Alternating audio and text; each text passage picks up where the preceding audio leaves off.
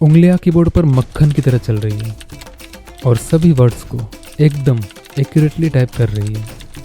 Left hand भली बात ही जानता है कि कॉफ़ी कप को कितने फोर्स के साथ उठाना है ताकि वो एग्जिट मुंह के पास पहुंच सके। ये जो चाबी को इतने परफेक्शन के साथ घुमा रही है, क्या उस उंगली ने मेरे कॉन्शियस माइंड से चाबी घुमाने के लिए परमिशन ली थी? शायद नहीं। और ये राइटिंग कर रहा हाथ कितना स्किल्ड वर्क कर रहा है, वो भी लेखन पर कुछ खास कॉन्सेंट्रेट किए बिना। How is that possible? इन सभी कामों में कॉमन क्या है? Automatic mode. Automatic mode exactly क्या है? किसी गाड़ी में मैनुअल गियर सिस्टम नहीं है और वो ऑटोमेटिक मोड पर चलती है क्योंकि उसमें कुछ सेंसर्स और ऑयल प्रेशर के एक्यूरेट मैकेनिज्म से। अगर और एक लेयर डीपर जाकर देखें तो उस मैकेनिज्म में इम्प्लांट की गई सारी इन्फॉर्मेशन उस गाड़ी को ऑटोमेटिक गियर मोड पर चलाने में सक्षम बना सके।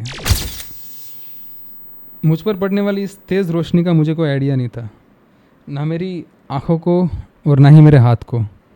फिर भी पलकें बंद हुई और मेरे हाथ प्रोटेक्शन में ऊपर उठे।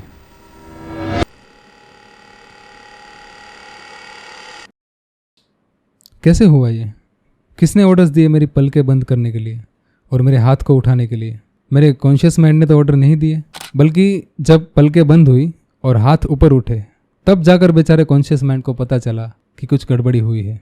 यानी कुछ ऐसी इन्फॉर्मेशन मेरे दिमाग के कुछ ऐसे हिस्सों में स्टोर है जिससे मेरा जागरूक मन खुद अनजान है। तो आखिर क्या है वो और क्यों है?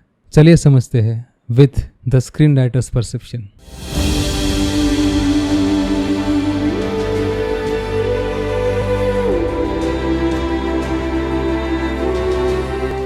एक famous Austrian neurologist Sigmund Freud ने इंसानी दिमाग को 3 हिस्सों में डिवाइड किया। जैसे बर्फ की चट्टान होती है आइसबर्ग, जिसका सबसे ऊपरी हिस्सा जो कि कंप्लीटली दिख रहा है यानी फुल्ली अवेयर, वो है कॉन्शियस माइंड। दूसरा हिस्सा जो कि पानी की सतह के नीचे है और थोड़ा जोर देने पर दिख सकता है, वो है सबकॉन्शियस माइंड। एंड जो हिस्सा कंप्लीटली इनविजिबल है, जो आसानी से एक्सेसिबल नहीं है, वो है the unconscious part of the mind. ये था सिगमंड फ्रॉइड के आइसबर्ग साइको एनालिसिस थ्योरी का फंडामेंटल मॉडल। इसका दूसरा मॉडल है स्ट्रक्चरल मॉडल, जो कि ह्यूमन पर्सनालिटी को डिफाइन करता है ईड, ईगो एंड सुपर ईगो के माध्यम से ह्यूमन साइकी को एक्सप्लेन करने के लिए।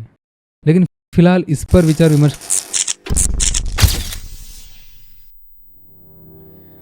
जब तक कॉन्शियस माइंड और सबकॉन्शियस माइंड को समझने की बात थी तब तक रोशनी थी, लेकिन अनकॉन्शियस माइंड, अचेतन मन, यानी एक ऐसा घोर अंधकार जिससे अवेयरनेस की रोशनी कोसों दूर है। लेकिन कॉन्शियस माइंड की अपनी एक जिद है उस अनकॉन्शियस को जानने की, और मेरा कॉन्शियस माइंड ये चिल्ला चिल्ला कर कह रहा है कि चाहे कुछ भी हो, हरगिज झुकेगा नहीं साला। चलिए शुरू से शुरू करते हैं।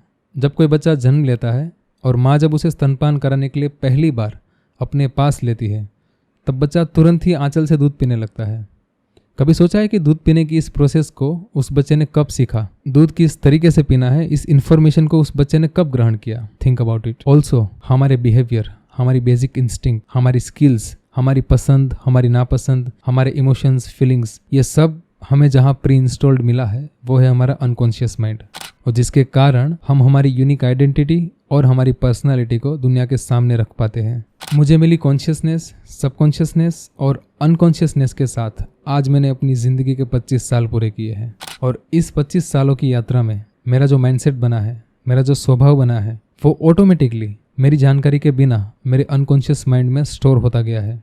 अब मेरे स्वभाव को पसंद आ रहे मैक्सिमम काम, और उन्हें करने के लिए कुछ ज़्यादा एफर्ट करने की ज़रूरत नहीं है, क्योंकि वो सारे काम ऑटोमेटिकली होते हैं, और ये है ऑटोमेटिक मोड।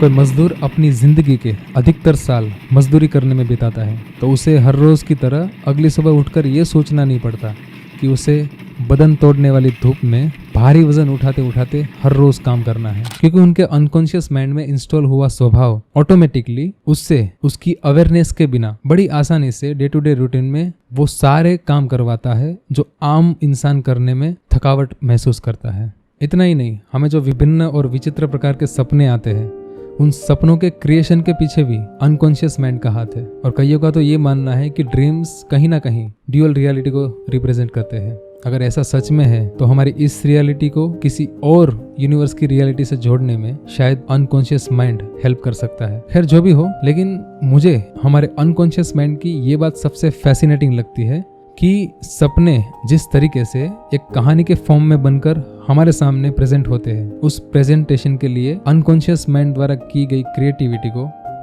सैल्यूट करने का मन करता है। हमारी अवेयरनेस से परे रहकर हमारा अनकॉन्शियस माइंड इतना कुछ अगर कर सकता है तो जरा सोचिए कि हमारे अनकॉन्शियस माइंड की ताकत से अगर हम परिचित हो गए तो हम क्या क्या नहीं कर सकते। बस हमें करना ये होगा कि हमारे बिहेवियर को ऑटो मोड से शिफ्ट करके मैनुअल मोड में कुछ दिनों के लिए हमें पूरे कॉन्शियस होकर अपने अचेतन मन को एनालाइज करना होगा और ठीठ बन चुके हमारे स्वभाव के विरुद्ध जाकर मैन्युअली कुछ नई आदतों को स्थापित करना होगा। और यदि लगातार हमने हमारी पुरानी आदतें भूलकर नई आदतों पर कंसंट्रेशन करना जारी रखा तो एक दिन ऐसा आएगा कि मैनुअल मोड से हटकर हम फिर ऑटोमेटिक मोड में आ जाएंगे, और जहां पर हमें हमारा ऑटोमेटिक मोड एक नए स्वभाव से रूबरू करवाएगा। ये सब बातें बोलने में कितनी अच्छी लगती है ना, लेकिन मेरा ये मानना है कि कुछ जानेंगे तो कुछ ठानेंगे। मैं इसी फंडे के साथ हर दिन अपने स्वभाव को एनालाइज करता हूँ और उसे बदलने का प्रयास करता रहता हूँ हर दिन। पर चलिए, हमारे अनकॉन्शियस माइंड की पावर कितनी है इसे समझाने के लिए मैं आपसे एक छोटा सा चैलेंज करता हूँ,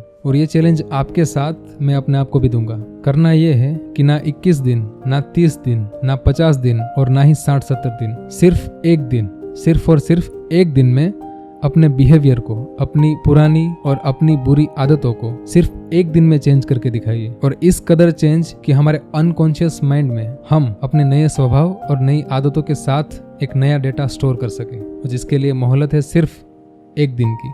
मुझे पूरा यकीन है कि हम में से कोई भी ये नहीं कर पाएगा, क्योंकि हमारा अनकॉन्शियस माइंड इतना पावरफुल है कि वो अपने अंदर स्टोर पुराने स्वभाव के डेटा को एक दिन में कभी भी चेंज करने नहीं देगा। और मैं ये गारंटी देता हूँ, चैलेंज एक्सेप्ट करके देखिए, हम बुरी तरह से हारेंगे और तब जाकर हम अपने अनकॉन्शियस माइंड की पावर को सही से जानेंगे। खैर, रिजल्ट जो भी आए, आप कमेंट सेक्शन में बताना कि आपकी हार हुई या जीत हुई, हार हुई या हार हुई। धन्यवाद।